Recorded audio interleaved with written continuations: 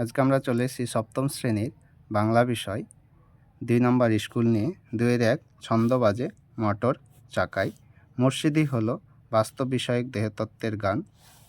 ১-এর ৩ মধুসূদন দত্ত বঙ্গভূমির প্রতি কবিতাটি লেখেন ১৮৬২ খ্রিস্টাব্দে। কবি আশরাফ সিদ্দিকী যে পত্রিকার সম্পাদক ছিলেন মুকুল। হালকা ও পাতা শব্দ দুটি হলো তদ্ভব।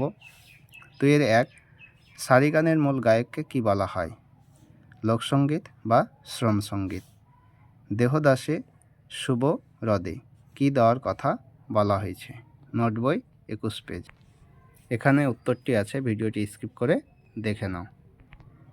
২-এর ৩ উনি পছন্দ করতেন না, উনি কে? আচার্য নন্দলাল বাবু। ২-এর ৪ গণেশের ছেলেমেয়েরা কোন ধরনের বিজ্ঞানী? কৃতিবিজ্ঞানী। ৩-এর ১ প্রদত্ত শব্দগুলি কোন কোন ভাষা থেকে এসেছে? দরবেশ ফার্সি বা তুর্কি শব্দ থেকে এসছে। বালতি পর্তুগিজ শব্দ থেকে এসছে। বিপরীত শব্দ লেখা ঈষৎ ঈষৎ শব্দের বিপরীত হবে বেশি বা অধিক। প্রবাস মানে দেশ। ৫-এর ১ দাগ শূন্যস্থান পূরণ করো।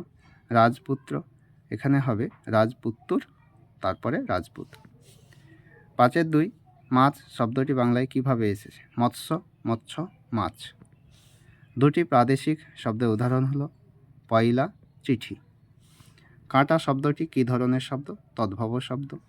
তৎসম ও তদ্ভব শব্দের একটি পার্থক্য লেখো। তৎসম শব্দ সংস্কৃত ভাষা থেকে সরাসরি বাংলায় এসেছে। তদ্ভব শব্দ সংস্কৃত ভাষা থেকে আর একটি ভাষার মাধ্যমে বাংলায় এসেছে।